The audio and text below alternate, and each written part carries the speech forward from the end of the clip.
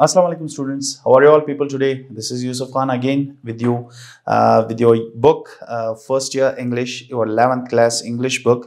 और यहाँ पे हम लोग मॉडल वर्ब्स के हवाले से आपका जो यूनिट है यहाँ पे जो आपका बुक आपके पास है, आई होप सो, क्योंकि मैं हर लेक्चर्स में आपको बताता ही रहता हूँ. I will repeat again, keep the books with you and you may look into the unit here. Which unit was it?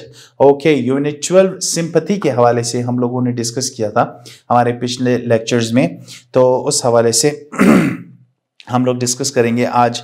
इसका जो ग्रामर पार्ट है उस हवाले से हम लोग बाकी चीज़ें हम लोग डिस्कस कर चुके हैं, तो आज हम अपने ग्रामर पार्ट में जो मॉडल वर्ब्स के हवाले से हैं वो डिस्कस करेंगे. What are modal auxiliary verbs और modal verbs which are used in the sentences? Why do we use them in the sentences? What is the purpose of these things which we use in the sentences? इनका इस्तेमाल क्यों होता है modal verbs का? ये कौन से होते हैं और सेंटेंसेस में इनका इस्तेमाल क्यों होता है और किन वजूहात की बिना पर हम लोग इनको यूज कर सकते हैं सेंटेंसेस में, ये आपने देखना है. इसमें ये पूरा स्ट्रक्चर इसी पे बेस्ड है. सबसे पहले कि मॉडल वर्ब्स कौन से हैं, उनकी फंक्शंस क्या हैं और वो एग्जाम उनके कैसे हैं, मतलब उनकी जो रीजनिंग है, डिफरेंट काइंड्स ऑफ थिंग्स हैं, तो वो सारी चीज़ें हम लोग डिस्कस करेंगे यहाँ पे इस स्ट्रक्चर में. पेज नंबर 116 जो आपकी किताब है आपके सामने है कि मॉडल वर्ब्स और auxiliary verbs which perform special functions. Okay, which are they? वो एक स्पेशल फंक्शंस करते हैं. वो कौन से हैं यहाँ पे आपके सामने हैं, आपकी बुक में भी हैं. Can, could, may, might, shall, should, will, would, must, ought to, used to, need and dare. Okay, these are some of the modal verbs, modal auxiliary verbs which you are going to be using in your sentences. Okay, so जब आप use करेंगे अपने sentences में, इसको practice करेंगे, तब आपको पता चलेगा कि ये जो वर्ड्स हैं, ये जो मॉडल ऑक्सिलरीज हैं, इनको किस तरह इस्तेमाल किया जाता है. जब आप प्रैक्टिस करेंगे, जितने आप सेंटेंसेस बनाएंगे इनको इस्तेमाल करते हुए, तब आपको अंदाजा होगा कि मैंने क्या करना है और इनको कब इस्तेमाल करना है, किन किन वजूहात के बिना पर. सो यहाँ पे हर मॉडल ऑक्सिलरी वर्ब का यूज एंड फंक्शन बताया गया है कि उनको किस लिए यूज करना चाहिए, उनका फंक्शन क्या है, और जब आप सेंटेंस बनाते हैं उसको एग्जाम्पल्स के तौर पर भी आपको पेश किया गया है आपकी बुक में, ताकि आप आगे से खुद उसी ऑक्सिलरी को, वो वर्ब जो है मॉडल वर्ब, उसे अपने अल्फाज में, अपनी सेंटेंसेस में यूज करें और सेम फंक्शन के साथ, जो फंक्शंस आपको बताए जा रहे हैं उन्हीं फंक्शन के बिना पर आप अपने जुमले या सेंटेंसेस बनाएं. ठीक है, so the first one is can. पहला वाला कैन, उसकी यूज और फंक्शंस आपके सामने हैं. Ability to do something in the present, substitute form to be able to. Okay, जब आप कैन यूज करते हैं तो आप अपनी एबिलिटी, आपकी सलाहियत बताने के लिए यूज करते हैं कि आई कैन डू समथिंग. ठीक है, I can do this, I can do that. So when you're using such kind of thing, when you're trying to show something that you are able to do something, okay, आप इस काबिल हो कि वो कर सकते हो, तब आप मॉडल ऑक्सिलरी कैन यूज कर सकते हैं. उसका एक फंक्शन है permission to do something in the present, to be allowed to. Okay, can I in interrogative form आप यूज कर सकते हैं कि क्या मैं ये कर सकता हूं. अगर आप कोई परमिशन लेना चाहते हैं तब आप यूज कर सकते हैं. नेक्स्ट, रिक्वेस्ट के लिए, जब आप कोई रिक्वेस्ट करते हैं, इल्तिजा करते हैं किसी से, तब भी आप कैन यूज कर सकते हैं. ऑफर देना चाहते हैं तब भी आप कर सकते हैं. कोई सजेशन या एडवाइस, कोई मशवरा देना चाहते हैं, तब भी आप कैन यूज कर सकते हैं. और पॉसिबिलिटी के हवाले से भी कि कुछ हो सकता है, इसकी पॉसिबिलिटी ये है, ओके, तब भी आप कैन यूज कर सकते हैं. एग्जाम्पल्स आपके सामने हैं. I can speak English, this shows the ability. ये आपकी सलाहियत बता रही है कि आप इंग्लिश में बोल सकते हैं. Okay, number 1. Number 2, can I go to the supermarket? Directly अब फंक्शन पे जाएं. क्या हो रहा है यहाँ पे? आप पूछ रहे हैं, आप परमिशन मांग रहे हैं, किसी चीज की इजाजत मांग रहे हैं. ठीक है, can I go to the supermarket, क्या मैं सुपरमार्केट जा सकता हूं, क्या मुझे जाने की इजाजत है.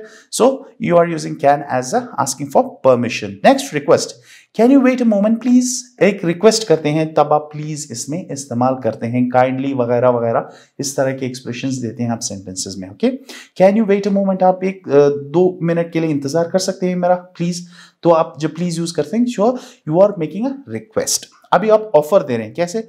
I can lend you my car till tomorrow, मैं कल तक मेरी गाड़ी आपको दे सकता हूं. You are making an offer. Can we visit grandfather at the weekend एक सजेशन दी जा रही है, मशवरा दी जा रही है, क्या हम वीकेंड पे दादा या नाना से मिलने जाए। ठीक है, ग्रैंडफादर तो ग्रैंडफादर ही होता है, हमारी तरफ दादा और नाना होते हैं। ओके, मैटरनल एंड पैटर्नल वो एक अलग चीज़ है जब आप मेंशन करते हैं। पैटर्नल ग्रैंडफादर जो वालिद के तरफ से रिश्तेदार हो, मतलब दादा जिसे कहते हैं वालिद के बाप, और उसके बाद वालिद के वालिद जो होते हैं। उसके बाद जब आप मैटरनल कहते हैं तो वो वालदा का जो वालिद होता है वो मैटरनल ग्रैंडफादर होता है। जो यहाँ पे हम लोगों की मुख्तसर जो स्पेसिफिकली मेंशन किए जाते हैं दादा या नानी या नाना, तो यहाँ पे इस तरह नहीं होता। वो ग्रैंडफादर होता है, ग्रैंडमदर होती है। पैटर्नल मैटरनल ये दो चीजें हैं जिसे आप वालिद से रिलेटेड हो, रिश्ते में हो, या वालदा से रिश्ते में हो। ठीक है, so that is the difference है। एक्स्ट्रा इंफॉर्मेशन आपको दे दिया मुफ्त में। ठीक है, okay fine. Now we get back to this possibility part. Possibility क्या हो सकती है? I can get very hot in, it can get very hot in Sibi, कि सिबी में बहुत ज्यादा गर्मी पड़ सकती है। ठीक है, एक पॉसिबिलिटी आप बता रहे हो कि वहां पे बहुत ज्यादा गर्मी होती है, so let's prepare for it. Okay, जैसे कि कोई गर्म कपड़े नहीं ले जाने, ठीक है, कॉटन वगैरह इस तरह पहन के जाना है, क्योंकि वहां पे ज्यादा सर्दी पड़ती है, सॉरी गर्मी पड़ती है। सो सिबी में it can get very hot in Sibi, so it is a possibility कि सिबी में गर्मी ज्यादा पड़ सकती है। Okay, so this was the use and function of can and their examples. Now we go on to could. How could can be used in the sentence. उसकी uses और functions यहाँ पे ability to do something in the past. I could do something, कुछ आप कर सकते थे, अभी नहीं कर पाते। ठीक है, something you were able to do in the past.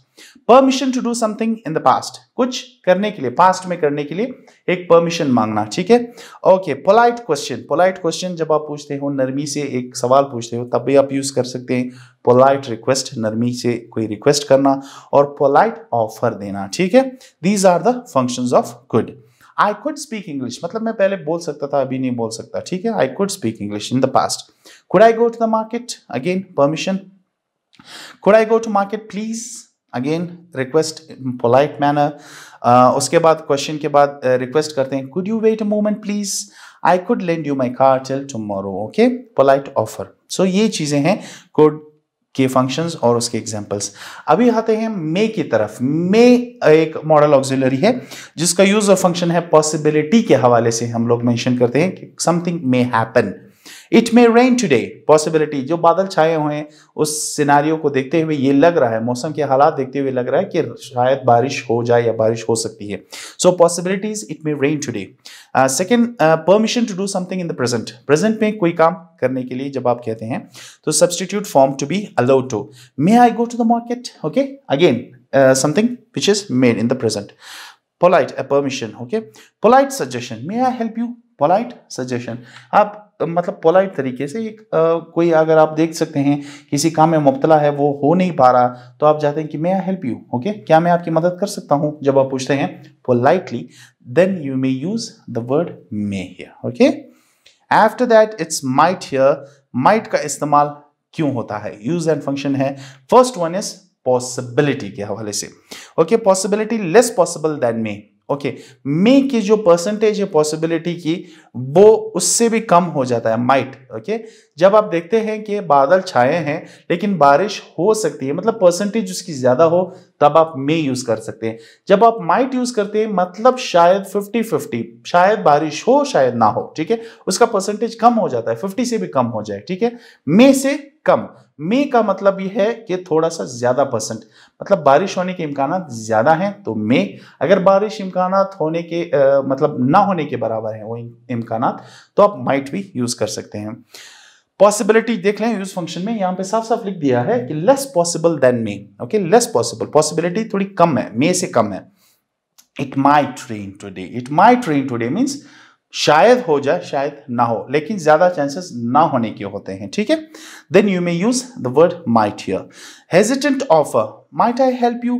Hesitant offer मतलब ये है कि मैं मदद करना भी चाहता हूं और नहीं भी करना चाहता, मतलब एक तरह से जो हम लोग कहते हैं खाना पूरी करना वगैरह वगैरह।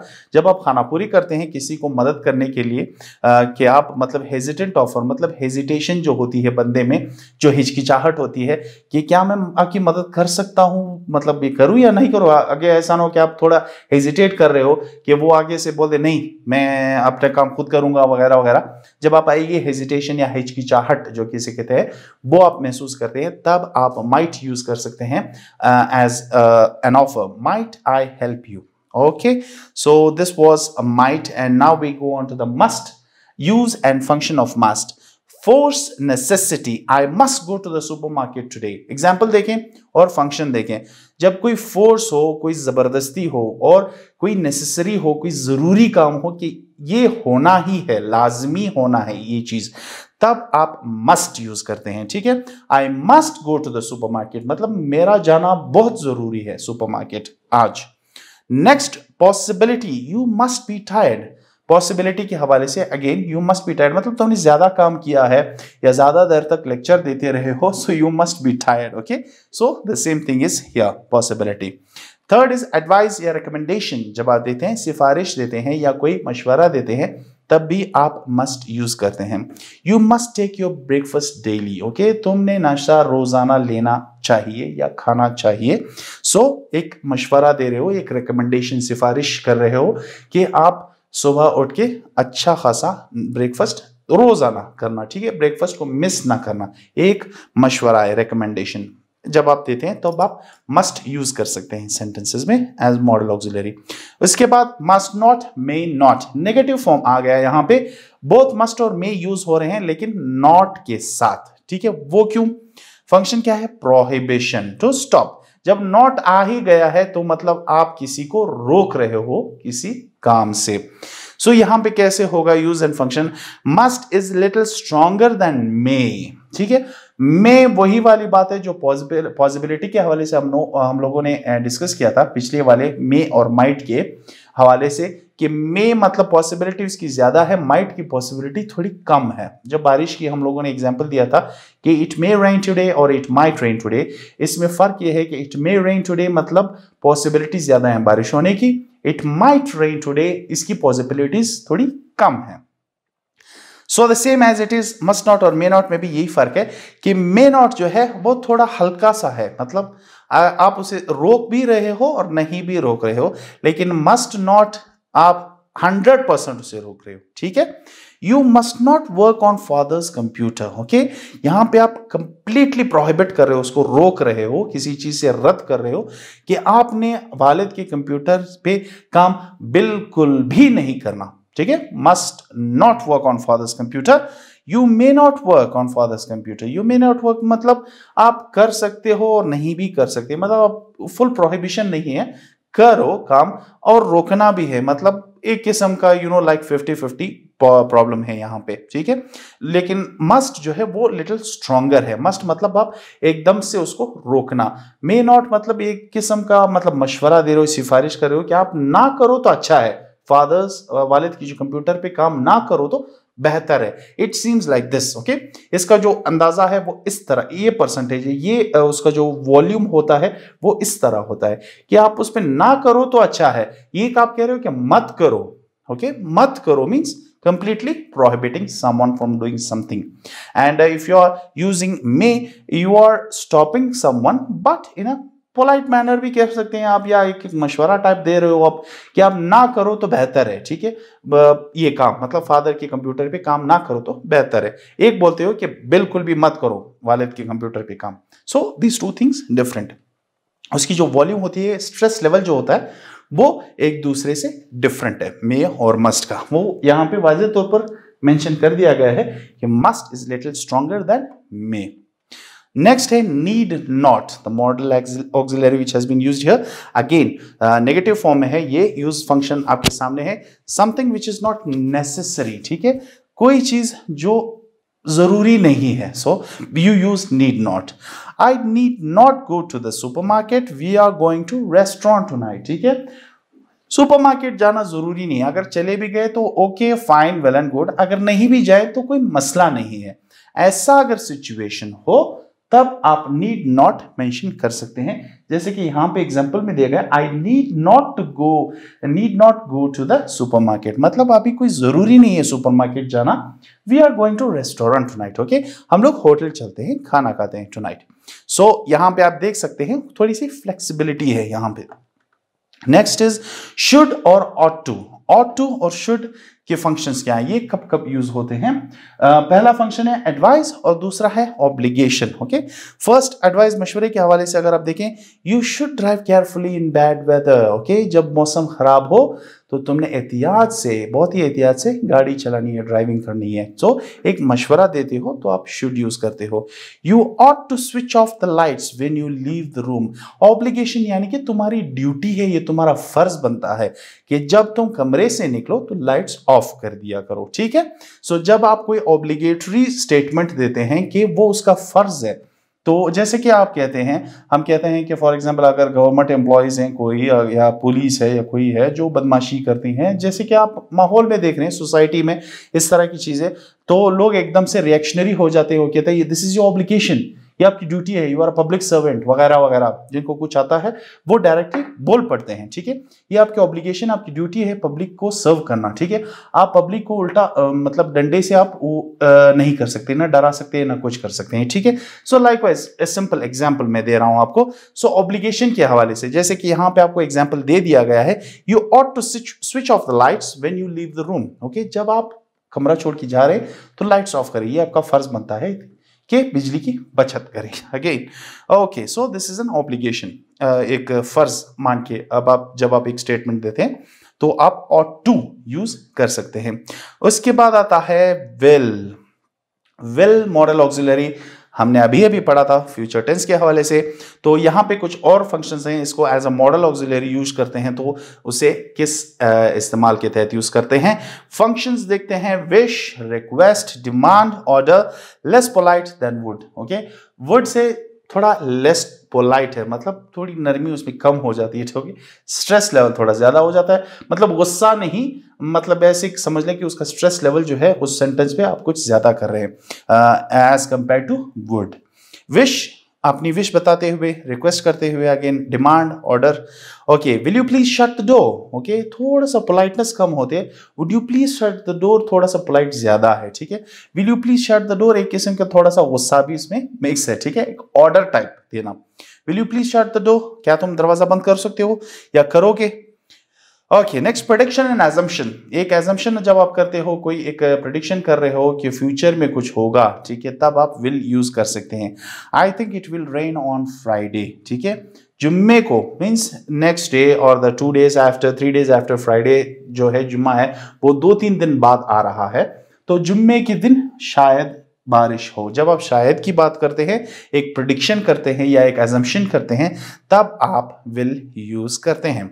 Then promise, making a promise, जब आप कोई वादा करते हैं, आई विल बी पंक्चुअल, मतलब मैं टाइम पे आऊंगा, मतलब टाइम पे सारा काम करूंगा। पंक्चुअल, टाइम पंक्चुअल मतलब टाइम से सारा काम करने वाला बंदा, टाइम पे पहुंचने वाला, टाइम पे काम करने वाला। Okay, so when you make a promise, एक वादा करते हो, तब भी आप मेंशन करते हो will, model auxiliary will, I will be punctual. Spontaneous decision, spontaneous decision मतलब जब कोई काम हो रहा है उसी वक्त आप कोई फैसला लेते हो, एक स्पॉन्टेनियस फैसला लेते हो उसी वक्त, तब भी आप ये इस्तेमाल करते हैं विल। Okay, model auxiliary.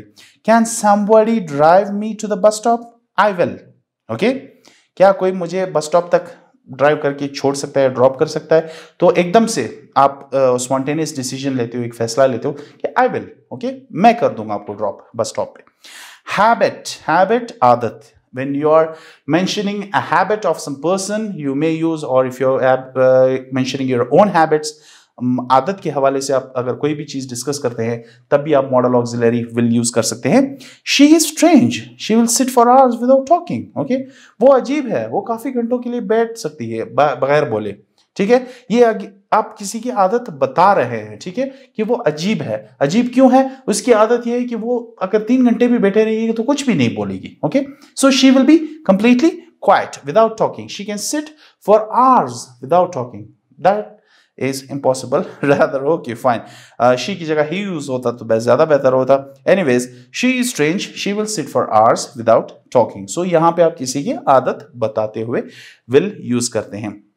अभी आते हैं आगे शैल की तरफ। शैल में आप कौन सा फंक्शन है? सजेशन। जब आप कोई मशवरा अगेन देते, सजेशन देते हैं, shall I carry your bag, okay, क्या मैं आपकी मतलब बैग जो है मैं उठा सकता हूं?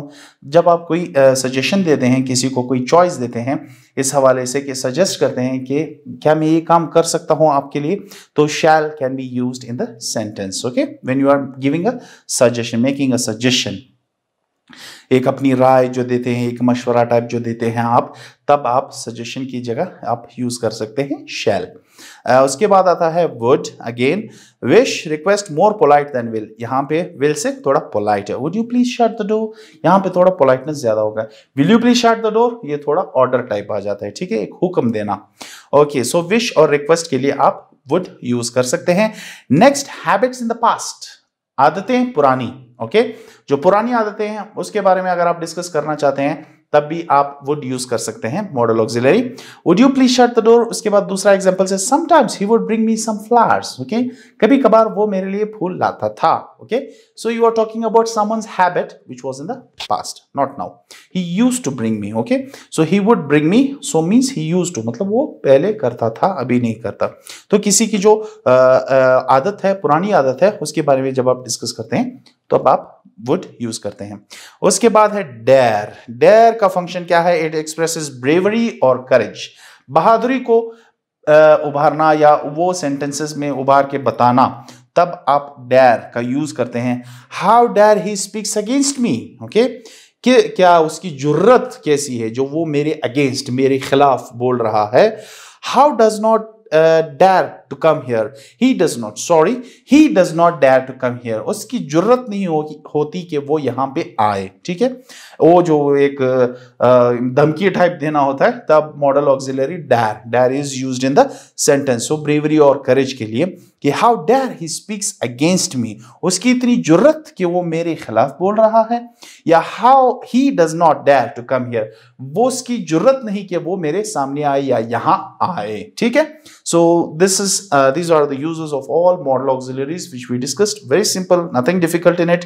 अगर आप यूज करना चाहते हैं तो the same functions are given, examples भी दिए गए हैं। आप इन्हीं examples के बेसिस पे अपने sentences भी बना सकते हैं और उस तरह प्रैक्टिस करते हुए आपको आ जाएगा modal auxiliaries का इस्तेमाल जो यहाँ पे मेंशन है ऑलरेडी, ओके। एक्टिविटी आपके सामने है जो आप कर सकते हैं in this form. Make 4 sentences of each modal verbs with different usage, okay, और अलग अलग usages हैं, हर कोई 4 sentences 4 जुमले बना ले, ये एक्टिविटी कर ले। और दूसरी बात है fill in the blanks with suitable modal auxiliary verbs, okay।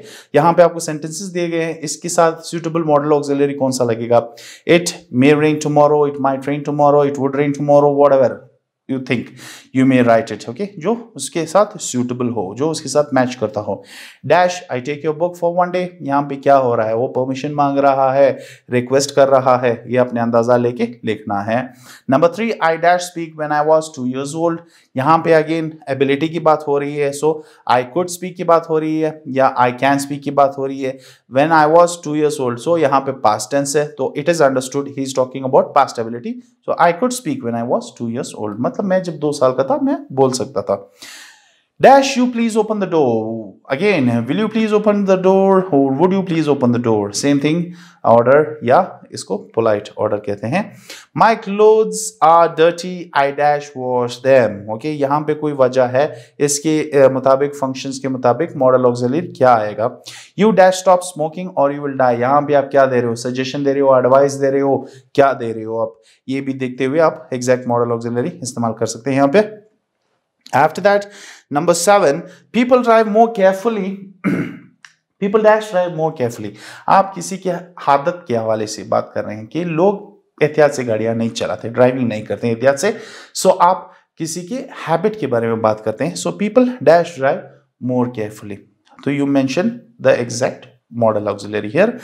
And the last one, I wonder if you dash help me. Okay, I wonder if you dash help me. यहाँ पे क्या हो रहा है? क्या कोई रिक्वेस्ट कर रहा है किसी की मदद मांगते हुए या क्या हो रहा है? आप एक्सप्रेशन देखें, एक्सप्रेशन के मुताबिक एग्जैक्ट मॉडल ऑक्सिलरी सेलेक्ट करें और यहाँ पे ब्लैंक में फिल कर दें। ठीक है, this is an activity for you at home in order to understand the thing. Okay, जैसे मैं कहता हूँ आपको प्रैक्टिस करें, पहले तो सेंटेंसेस बनाएं, सेंटेंसेस बनाते बनाते आपको उसकी यूजेज और उसके फंक्शंस के मुताबिक आपको सेंटेंस बनाना आ जाएगा। जब आ जाएगा तो डायरेक्टली आप फिल इन द ब्लैंक्स भी कर सकते हैं। और उसके साथ साथ एक ओरल कम्युनिकेशन स्किल भी दिया गया है इसी यूनिट में। Arrange a debate contest on handsome is he that handsome does. Okay, ask the students to prepare the speeches in favour or against the motion. ठीक है, कि यहाँ पे इस हवाले से मैं सब टॉपिक आपको बता देता हूँ। अगर आप खुद इस पे डिबेट करना चाहते हैं अपने दोस्तों के साथ, रादर इस तरह एक ग्रुप डिस्कशन कर लें, कोई फेवर करे उस टॉपिक को, कोई अगेंस्ट करें। इसका मतलब क्या है, पहले ये अंडरस्टैंड कर समझ लें। Handsome is he that handsome does. Okay, मतलब यहाँ पे जो हम लोग अक्सर बोलते हैं ना कि जो खूबसूरत चेहरा होता है वो काफ़ी नहीं है, उसकी जो अंदर से मतलब इनर ब्यूटी के हवाले से बात करते हैं, जो इखलाक में अच्छा हो, जो इन चीज़ों में अच्छा हो, वो ज़्यादा बेहतर है ना कि फेशियल खूबसूरती जो है। इसी हवाले से ये चीज़ है यहाँ पे इंग्लिश में मेंशन्ड है कि हैंडसम इज ही, वो हैंडसम होता है, दैट हैंडसम डज। ओके, जो काम भी उसके हैंडसम हो, जो वो हैंडसम होता है जिसके काम हैंडसम हो। क्या आप इसके साथ हैं इस मूवमेंट के या स्टेटमेंट के, या इसके अगेंस्ट हैं? ठीक है, कि या ये सही बोल रहा है, ये स्टेटमेंट सही बता रहा है कि handsome is he that handsome does, या इसके अगेंस्ट भी जा सकते हैं। ठीक है, इस तरह एक ग्रुप डिस्कशन आप बना सकते हैं, स्पीचेस कर सकते हैं आप एक दूसरे के, मतलब या तो फेवर करें इस मोशन को, या तो इसके अगेंस्ट कि नहीं, handsome is he that handsome does is completely wrong. Okay, ये नहीं है कि जो हैंडसम काम करता है वही हैंडसम होता है। ठीक है, ऐसे भी हो सकता है कि जो फेशियली हैंडसम हो वो हैंडसम काम भी कर सकता है, कोई बदसूरत होगा वो भी बुरे काम भी कर सकता है। तो इस तरह आप मोशन के अगेंस्ट भी जा सकते हैं या इसके फेवर भी कर सकते हैं इस मूवमेंट को। तो इस तरह एक ओरल कम्युनिकेशन स्किल है जो आप खुद ऑर्गेनाइज करके आप प्रैक्टिस करें। आप प्रैक्टिस करते रहेंगे तो आप सक्सेसफुली सीख सकते हैं सारी चीज़ें। ठीक है, so it is not a huge issue at all. And in the last I would like to thank you for listening patiently, and Allah Hafiz for now. Inshallah we will meet again with another lecture in another unit. Thank you.